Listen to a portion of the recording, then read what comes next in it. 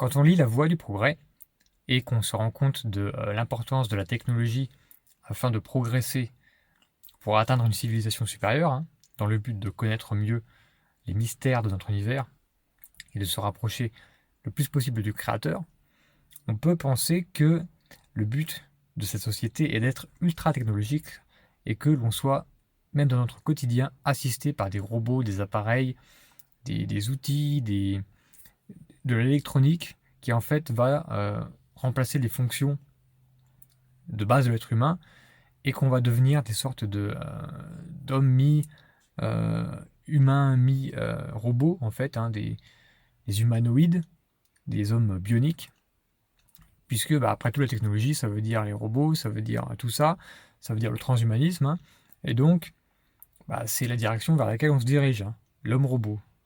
Et bien en fait, ce n'est pas du tout la vision que je propose. C'est assez subtil, mais en même temps logique. En fait, certes, nous avons besoin de la technologie pour atteindre un degré de civilisation avancé, pour que on puisse vraiment se concentrer sur les tâches qui apportent le plus de valeur en termes de progrès dans la civilisation. Donc évidemment que la technologie au quotidien est importante. La voiture, les logements connectés, enfin, le fait qu'on puisse augmenter notre productivité par les robots est souhaitable, même en agriculture. Dans l'industrie, les usines robots, etc., tout ça évidemment est souhaitable. C'est ça qui nous permet d'évoluer, d'être plus efficace. Cependant, cette vision progressiste que j'essaie de développer dans la voie du progrès, ce n'est pas la vision de l'homme à moitié machine. C'est-à-dire que, en fait, c'est la vision de transhumanisme, en gros. Celle qui propose, de nos jours notamment, plusieurs innovations. Alors, par exemple, c'est quoi le transhumanisme? J'ai noté, ça peut être par exemple des casques qui envoient un courant électrique de faible intensité au cerveau pour stimuler les neurones. Pour les stimuler, donc pour être plus intelligent, enfin, penser plus vite, quoi. Ça peut être aussi des implants de souvenirs. Il y a des tests qui ont été faits sur les souris. Ça peut être des lentilles de contact à réalité augmentée pour afficher des infos dans votre œil là. On met une lentille, comme ça vous pouvez voir des choses, des informations sur votre corps par exemple. Ça peut être évidemment des organes, des muscles bioniques, c'est-à-dire artificiels. Donc des yeux, des tendons, de la peau, des organes, un cœur, un foie, n'importe quoi. Dans l'optique évidemment de remplacer l'organe naturel.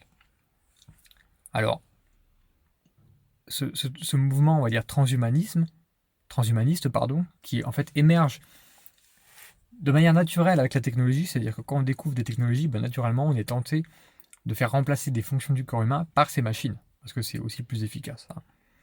Mais on pourrait inclure dedans toutes les prothèses qui sont utilisées, par exemple comme les lunettes ou les dents artificielles, tout ce qui est ajouté en fait après la naissance de manière artificielle à un corps. Et la définition du transhumanisme officielle, c'est courant de pensée qui vise l'amélioration des capacités intellectuelles, physiques et psychiques de l'être humain grâce à l'usage de procédés scientifiques et techniques. Manipulation génétique, nanotechnologie, intelligence artificielle, etc. Alors, je précise dans cette vidéo, je ne parle pas des cas de reconstruction de membres, par exemple, effectués suite à des accidents ou suite à des blessures de guerre. Évidemment que si on vous roule sur la jambe ou si vous prenez une balle et qu'il faut faire de la reconstitution et qu'il faut reconstruire quelque chose, là c'est souhaitable d'avoir cette technologie. Mais il faut qu'il y ait une limite morale à cette technologie, puisque il y a un grand danger. Avec cela, c'est qu'en fait on va simplement affaiblir l'homme, la créature humaine, par l'ajout de technologie. Et donc c'est le procédé en fait, de remplacement de ces fonctions qui fait que le corps lui-même ne va plus être motivé, ou les gens eux-mêmes ne vont plus être motivés à acquérir ces fonctions naturellement, par l'hérédité, par le travail sur soi, par le sport, mais simplement vont s'en remettre à ces technologies faciles qu'il suffit d'acheter ou rembourser et qu'il suffit d'ajouter à son corps. Donc il y a un réel risque en fait de voir une perte des capacités humaines, puisqu'on va se dire, même si j'ai un problème ici, que je le transmets, c'est pas grave, puisque il suffira d'acheter telle ou telle prothèse de vision, d'acheter telle ou telle prothèse d'os ou je sais pas quoi. Et donc en fait, on arrive à un stade où l'homme ne se voit plus comme une créature qui naît avec un corps et avec des fonctions qui doivent être normalement opérationnelles, hein, fonctionnelles. C'est-à-dire que vous pouvez vivre en tant que bébé jusqu'à votre mort, quand vous êtes âgé, sans prothèse, de manière naturelle, de manière libre, totalement, indépendant et autonome par rapport aux technologies et par rapport à des techniques artificielles. Ça, c'est vraiment la vision de la liberté ultime. C'est la vision que je porte avec le progressisme. C'est un but. Ça ne veut pas dire que ça va être atteint demain, mais c'est une morale, c'est une vision à avoir. C'est-à-dire qu'on ne considère pas cette technologie comme une sorte de miracle, c'est génial, on va pouvoir augmenter l'humain, transformer l'humain, hein, transhumanisme, afin qu'il atteigne un autre niveau grâce à cette technologie, hein, mais de série, c'est-à-dire que de série, on va vous mettre un œil bionique ou alors des puces dans le cerveau pour vous contrôler peut-être, ou aussi évidemment, en vous le vendant comme étant un implant de souvenir, par exemple. Et tout ça, en fait, va dégrader la génétique humaine parce qu'on va s'en remettre à ces technologies et ne vont plus être favorisées la capacité naturelle à avoir ces choses. Et donc, il y a un vrai risque de dépendance à ces technologies qui, par exemple, en cas de manquement, c'est-à-dire que si, par exemple, demain, on a tous de naissance, on a tous des lentilles, des lunettes, puisque l'être humain n'est plus capable de voir normalement sans ces prothèses, et bien le jour où ces prothèses ne sont plus accessibles, bien le peuple est complètement paumé, quoi. C'est-à-dire que vous devenez très faible, parce que vous ne pouvez même plus voir avec vos yeux. Donc, ces technologies de transhumanisme visant à transformer l'homme en quelque chose d'autre sont extrêmement dangereuses, sont une abomination, puisqu'en fait c'est vraiment essayer de jouer avec la nature, de jouer avec les créations humaines, et de manière générale, toutes les techniques médicales, d'hormones, de remplacement d'organes, d'intervention technique et artificielle sur le corps humain ne sont pas à souhaiter. N'importe laquelle. Ça ne veut pas dire qu'il ne faut pas le faire dans des cas de douleur immense ou comme dit, d'accident, mais ça n'est pas un but en soi. Il ne faut pas que ça devienne une sorte de mode ou de truc génial comme ça de devenir un homme bionique. Non, c'est pas génial. Vous affaiblissez vos enfants, vous devenez dépendant de la technologie, vous devenez peut-être même contrôlable avec toutes ces puces électroniques, et vous perdez votre part d'humanité. Donc c'est très grave ce qui se passe. Et dans la vision progressiste que j'essaie de transmettre, on vit certes dans une société ultra technologique, hein, avec des outils technologiques. Ce sont des outils que nous utilisons, mais nous-mêmes, en tant qu'humains, le but est d'atteindre ce stade, comme évoqué précédemment, où on est, et où on meurt vieux, sans développer de maladies comme ça, dues à une mauvaise hygiène de vie, par exemple, et sans avoir de handicap de naissance. C'est très très grave.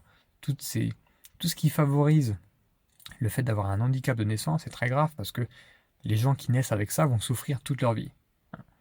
Et les gens en bonne santé qui n'ont pas ces problèmes-là ne s'en rendent pas compte puisqu'ils ne sont pas concernés. Mais quand vous naissez avec un problème et que vous le gardez toute votre vie, c'est pas du tout agréable, hein, et vous souffrez toute votre vie.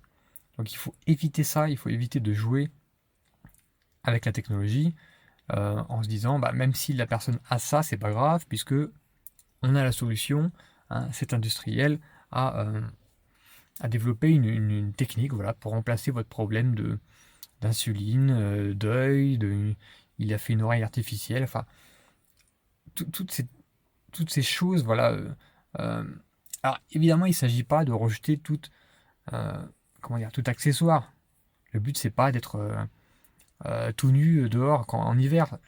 Évidemment qu'on va toujours avoir besoin de vêtements, de toit pour se chauffer. L'homme ne peut pas survivre seul comme un animal dans la nature. Mais au niveau du corps humain, soi-même, il ne faut pas ajouter de prothèses pour se faciliter la vie ou pour augmenter sa performance, simplement parce qu'on trouve ça bien et parce que c'est une technique. Alors ça concerne aussi par exemple les vaccins, comme dit, hein, les médicaments, toutes ces interventions artificielles qui de toute façon auront toujours une conséquence. Parce que par exemple, si jamais vous prenez des hormones, de l'insuline ou n'importe quel type d'hormone, eh bien le corps agit toujours en rétroaction et en fait va baisser sa production endogène de cette hormone, si bien que si vous prenez une hormone toute votre vie, ben, peut-être que votre corps ne sera même plus capable de générer cette hormone, puisqu'il se dira, enfin, il ne le pensera pas, mais ce sont des mécanismes naturels. Il n'y a plus besoin de générer de l'insuline, par exemple, puisqu'elle est apportée dans le sang, hein, comme ça, artificiellement. Et donc, je n'ai plus besoin de générer autant d'insuline. Et en fait, au fil des générations, ça va saccager la génétique, tout simplement. Ça va handicaper les gens de naissance qui vont de plus en plus avoir besoin d'insuline pour vivre. Donc, il y a tout un tas d'effets pervers qui sont amenés par le fait d'apporter une technologie dans le cœur humain. Et donc, c'est totalement à éviter. Et encore une fois, dans la vision progressiste, on vit dans un monde technologique, mais soi-même, l'homme reste un animal avec ses instincts qui doit être libre dans son corps et ne pas être esclave d'une technologie, en plus, ceci dit en passant, qui est détenue par les entreprises, par les industries. Ils se font un argent fou dessus, hein, encore une dérive du capitalisme, qui lui n'a pas d'état d'âme à vous vendre des prothèses, évidemment. Donc il faut qu'il y ait une barrière morale à ça. Hein.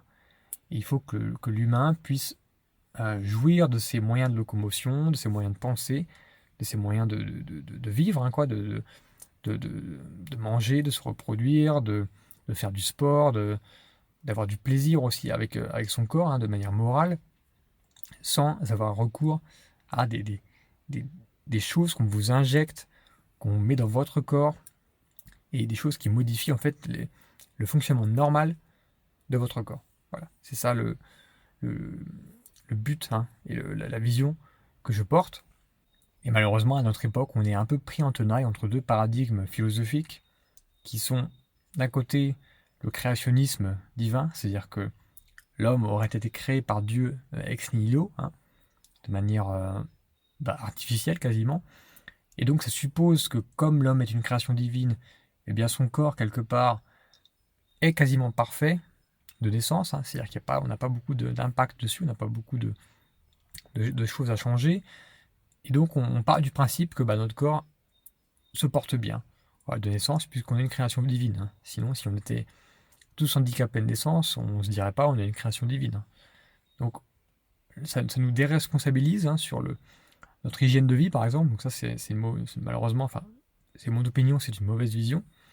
Et de l'autre côté, la vision qui, elle, met totalement le créateur en dehors de tout ça. Et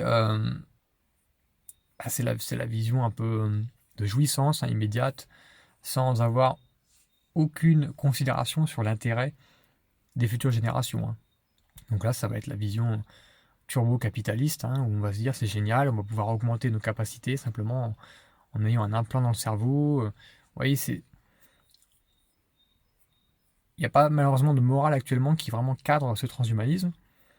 Alors, en France notamment, c'est facile de critiquer le transhumanisme sur le point que, en fait, les gens ont peur, enfin, certains observateurs ont peur que le transhumanisme permette à certains de devenir meilleurs que les autres. Hein. Il y a une sorte de peur comme ça, de mon Dieu, il va y avoir des gens vraiment très efficaces. Il n'y a pas vraiment de réflexion par rapport au danger que ça représente pour l'espèce humaine, qui va être, elle, de plus en plus dépendante à ces technologies pour survivre et pour vivre au quotidien. Cette notion de... Et moi, c'est vraiment la notion qui me porte, enfin, c'est la force qui me porte, c'est cette notion de liberté du corps humain, qui est qu'on doit être né. C'est l'objectif, hein, ça ne veut pas dire que c'est le cas actuellement, mais dans un monde idéal, hein, on est né de manière fonctionnelle, et on reste fonctionnel jusqu'à la fin de ses jours, où on meurt, entre guillemets, de vieillesse. Hein. mais on ne développe pas de maladies incapacitantes à 10, 15, 20, 30 ans, vous voyez. Ça serait exclu dans ce monde-là, hein.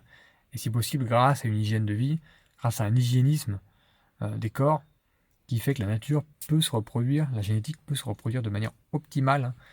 On peut copier-coller les séquences d'ADN, etc., de manière optimale, sans avoir à subir de perturbations, que ce soit dû à une mauvaise hygiène de vie, hein, tabac, alcool, malbouffe, manque de sport, on connaît tous, ou alors à cause d'interventions humaines, hein, comme des injections de produits, quels qu'ils soient, des médicaments, des prothèses, des interventions chirurgicales. Voilà.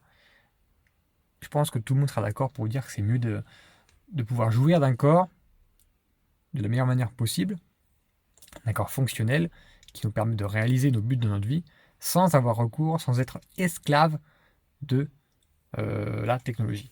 Voilà.